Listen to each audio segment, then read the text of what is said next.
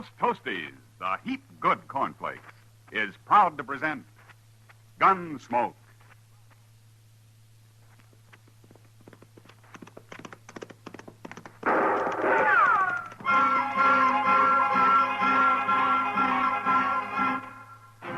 Around Dodge City and in the territory on West, there's just one way to handle the killers and the spoilers, and that's with a U.S. Marshal and the smell of gun smoke.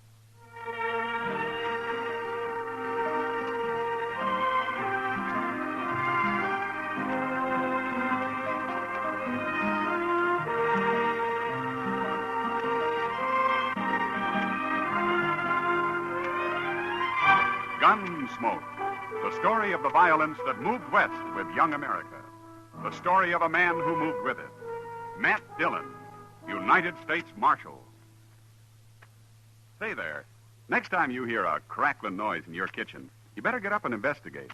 Maybe somebody just couldn't wait for his breakfast of crackling crisp Post Toasties. And that's a treat you shouldn't miss. Post Toasties, you know, are the heap good cornflakes. Why, after one taste, I'll bet anything you'll agree with me. Post Toasties is just the best thing that's happened to corn since the Indians discovered it. There's nothing quite like sweet kernel corn flavor when it's toasted right in. Toasted into crisp, fresh cornflakes. Man, oh man, that's Post Toasties. Heap good cornflakes. Better try 'em. And now, Gunsmoke, starring William Conrad.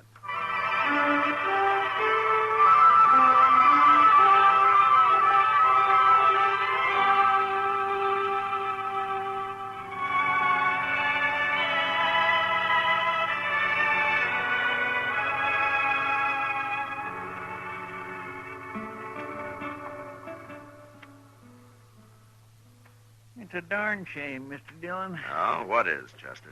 Well, before long it'll be too cold to set out here of an evening. Winter's too cold, summer's too hot. How do you like spring, Chester? Oh, spring's all right, up here. But I remember back in Waco, we all got the ague every spring. Terrible fever. Makes a man feel like a harp with 1,000 strings. Yeah, I know, I've had it. That stage is mighty late tonight. It sure is. You know, my ma had a theory we'd be immune if we ate 3 hard-boiled eggs on Good Friday. Oh? But if that didn't work and we got the ague anyway, she'd tie salt mackerel onto our feet. Well, that ought to have toughened up your feet anyway. Well, we all survived. Hey, look. Here comes the stage driver. Why, it's Jim Buck. Oh, yeah. Marshal. Hello, Chester. Hello, Jim. Trouble, Jim? I'd call it trouble, Marshal. Got held up. One passenger shot down in cold blood. What? You're the meanest thing I ever saw. Where'd this happen? Other side of Wagon Bed Springs, between there and Jesse Daggett's. Daggett's? He runs the stage station out there near the Colorado line. And I got a mighty strong feeling Jesse Daggett's in on this, Marshal. What makes you think so, Jim? He knew I was carrying gold. After we'd laid over an hour or so at the station, I seen Daggett talking to a man who just rode in. Cussed-looking a gunman as you'd want. Well, then what happened? The fellow rode off. Left before we did. Was alone? Yeah, just him, with his face covered.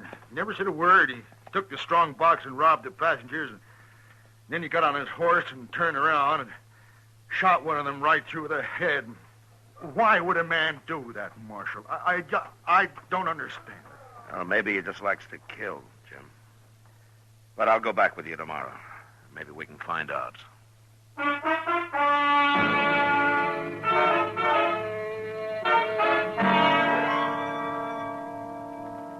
We made the trip down to the Santa Fe Trail next day, through Wagon Bed Springs and on to Jesse Daggett's stage station.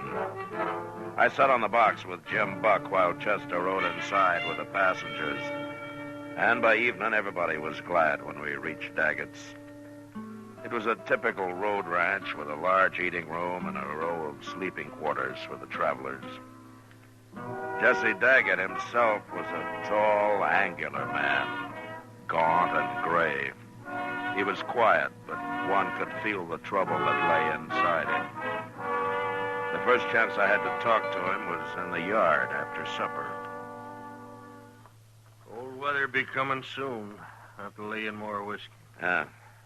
You had this station long? 3 years come spring. Built it myself. Pawnees tried to burn it down now and then, but I'm still here. You plan to stay here, Daggett?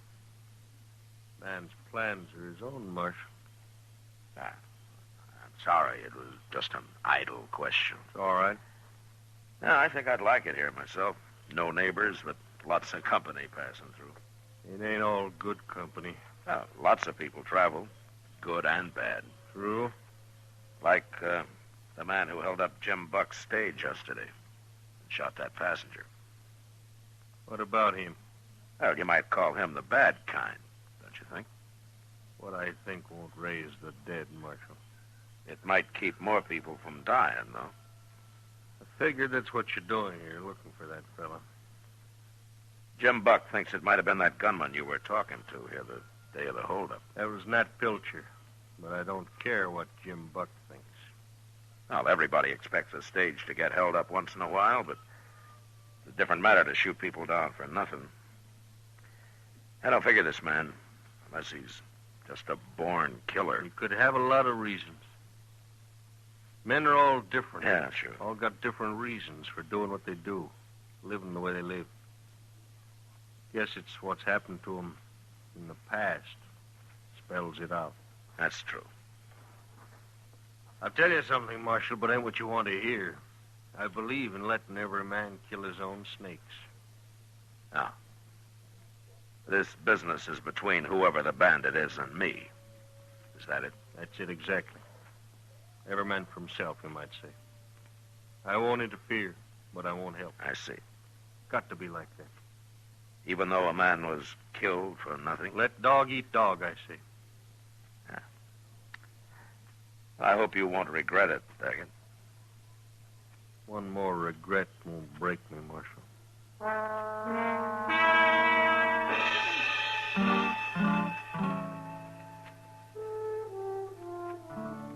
Trying to get anything out of Jesse Daggett was hopeless. But I still couldn't agree with Jim Buck that he was partners with the road agent. Daggett somehow wasn't that kind of man. Anyway, there was nothing to do but wait and let things happen.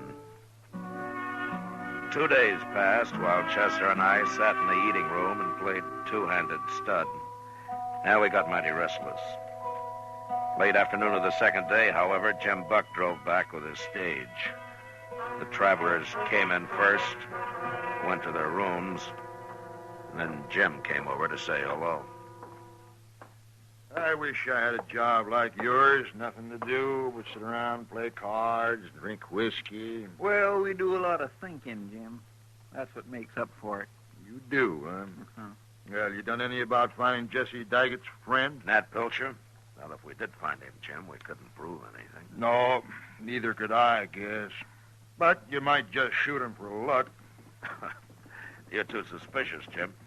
He was probably just some cowboy riding through. Maybe. There's another pilgrim for supper.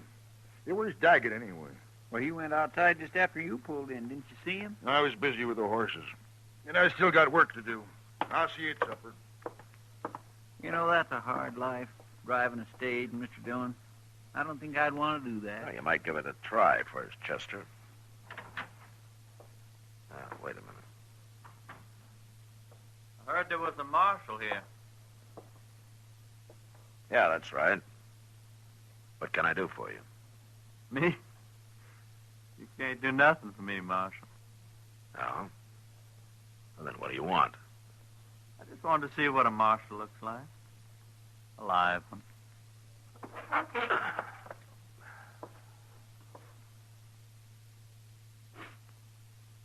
Satisfied? Sure. Then get out of here. You're touchy, Marshal. Real touchy. But I don't aim to start no trouble. I want to come in to say hello. Friendly like. What's your name? Pilcher. Nat Pilcher. I thought so. Sure. I'm a friend of Jesse Daggett's. An old friend. Where do you live, Pilcher? You got a job around here? I'm a cowboy, Marshal. Know anybody needs a good hand? Oh, what do you do besides ride? Funny. You ask that. Is it?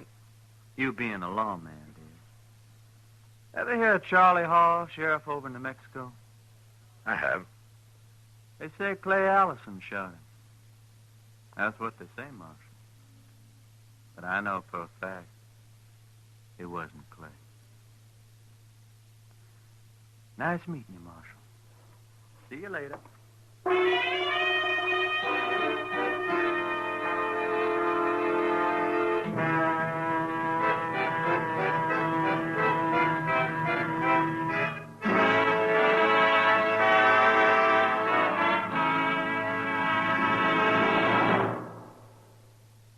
Say, how are morning appetites at your house?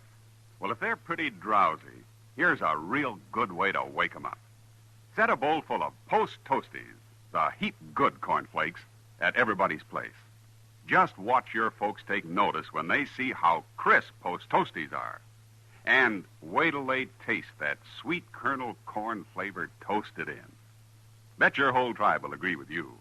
Post Toasties are the best thing that's happened to corn since the Indians discovered it. And here's a thought, if you'd like to make a good thing even better. Try topping Post Toasties with your favorite fruit. You'll find that's a mighty good way to start the day. Fact is, it's a downright delicious way. So next time you shop, be sure to ask for Post Toasties. They're the heap good cornflakes. You'll see. Post Toasties, heap good cornflakes. The best thing that's happened to corn since the Indians discovered it. Heap good cornflakes. Post Toasties, heap good cornflakes. Now back to Gunsmoke.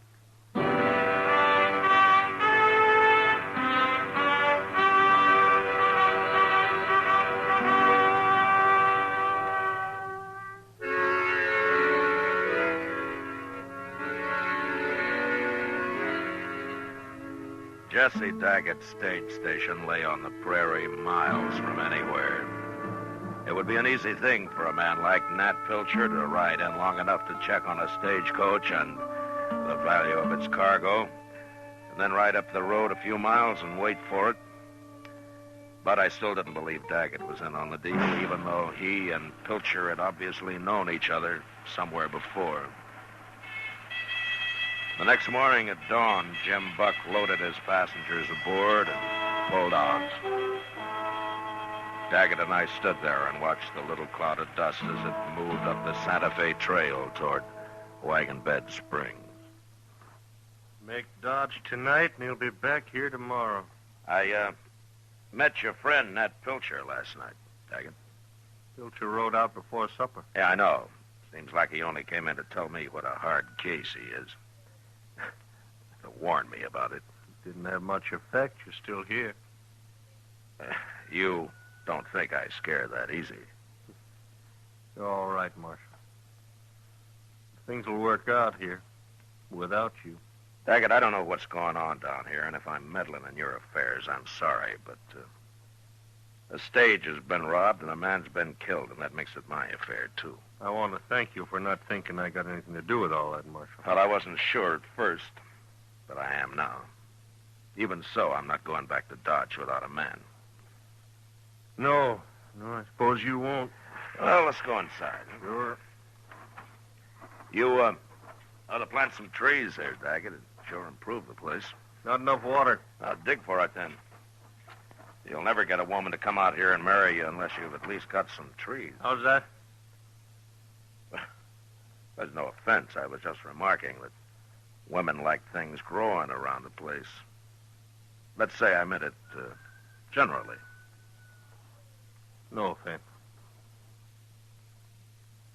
I thought to have a woman here once when I first planned about running a stage station. It was over in New Mexico. Seems like a long time ago. Oh, things don't always work out. I was mighty fond of her, Marshal. But I lost her. I've been a little lonely ever since. You came close. That's better than some men do. I don't know about that. But it is funny how a man goes right on living, even when his luck's about run out. Yeah. Come on inside. I'll heat up some coffee. Good.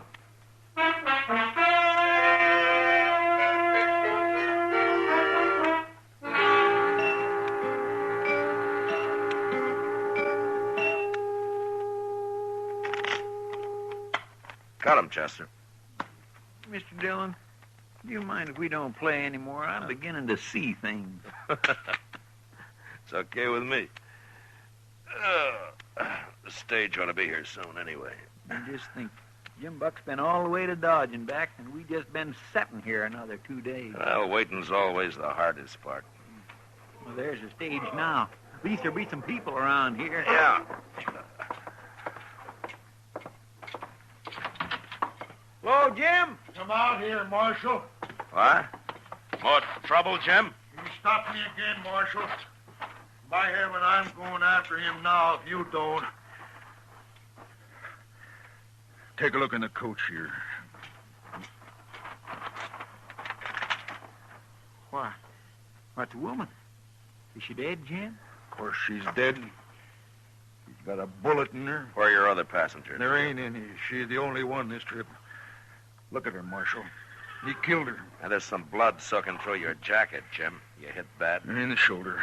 Knocked me off the box. I wasn't going to stop at all, and then he just rode up and put a bullet in her and rode off. Never said a word. You think it was Pilcher? Well, let's ask Jesse Daggett here who it was. No. Take a look in the coach, Daggett. Take a good look.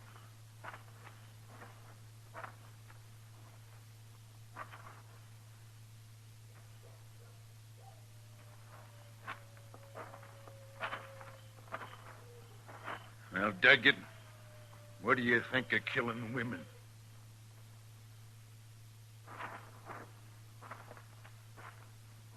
Look at him, Marshal. I told you. Did you ever see a guiltier-looking man? You're wrong, Jim.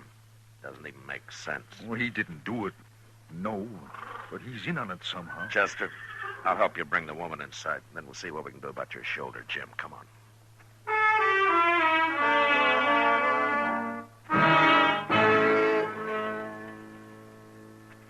It doesn't make sense.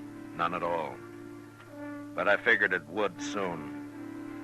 And after I did what I could for Jim Buck's shoulder, Chester and I buried the woman, put a cross over her grave. We'd find out later who she was. The rest of the night, we took turns watching for a move from Jesse Daggett. And sure enough, an hour before dawn, he saddled up and rode out into the prairie. We let him get a little start and then took a couple of his horses and followed him. You think he's going to meet Pilcher? If he can find him. We must have come 10 miles already. Yeah, about that. We shouldn't have let him get so far ahead of us, though. Well, we're right on his trail. Yeah, I know. Hey, what's that up there? Huh? Look. What's the man? Yeah, come on. Come on.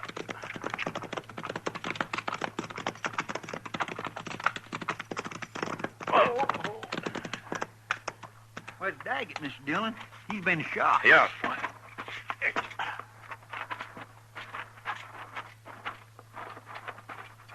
You followed me, Marshal. How bad are you hurt, Daggett? Pretty bad. Pilcher?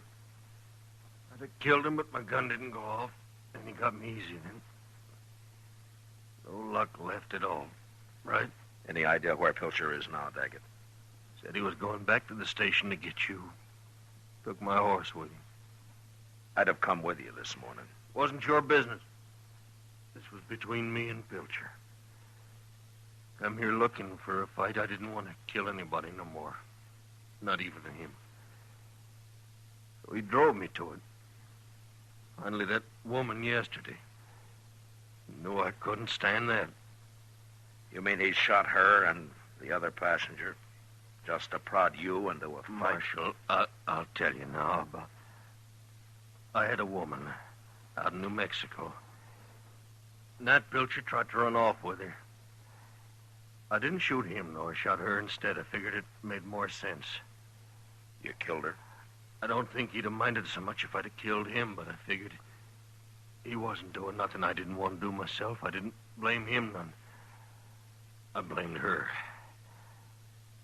Pilcher's been after me ever since. I could have stopped all this if you'd told me sooner, Daggett. Every man's got to kill his own snakes, Marshal.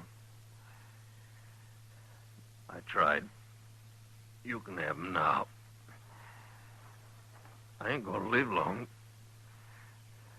I'm sorry, Daggett. Chester will stay with you. I'm going back to the station. Both go. I can die alone. I ain't afraid. No. Goodbye, Daggett.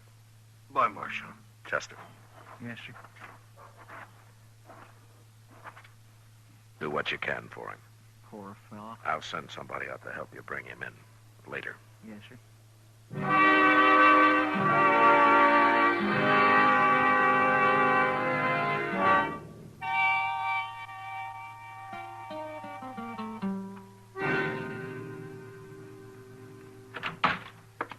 That's about time you got here, Marshal. Where's Pilcher, Jim? Out back, looking for whiskey. Where's everybody else? It's been a busy morning. How's your shoulder? It hurts. I gotta get up to Dodge somehow and see it. Morning, Marshal. Oh. Hello, Pilcher. You been riding? So have you. Man like me rides a lot, Marshal. You should have kept going. I wanted to see you again before I left. That's what Jesse Daggett told me. I'm gonna kill you. And then Jim here. Wait a minute. Shut up, Jim. Pilcher, you can drop your gun belt and take your chances in court. If you like. My chances are better right here, Marshal. It's your choice. It's always been my choice. Except for the night Jesse Daggett shot his wife. Did he tell you about that? It doesn't matter now. To me, it does. You... No!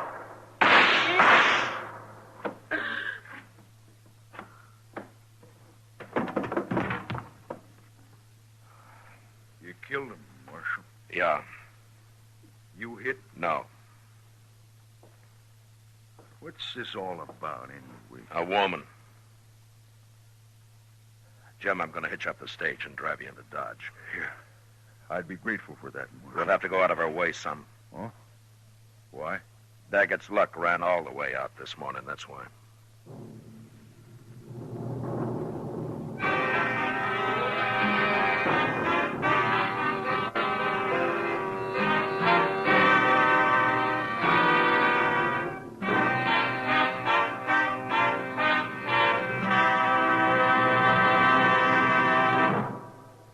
In just a moment, we'll tell you about next week's adventure on Gunsmoke. Say, Mother, want to see your small fry eat a better breakfast than ever? Well, may I suggest that you dish him up some sugar crinkles to start with? Sugar crinkles, you know, make breakfast more fun than a circus. Sugar crinkles is the sugar rice treat that's just right sweet. It's high time to forget these sugar-coated cereals that seem too sweet to you and those others that don't seem sweet enough to the kids. Just pour out crisp golden sugar crinkles and see how just right sweet a sugar-coated cereal can be. Just right sweet. Be sure to get several packages of sugar crinkles because they're great for snacks. Kids love them that way. Kids love them anyway. Try sugar crinkles and you'll love them too. Remember, new sugar crinkles is the sugar rice treat that's just right sweet.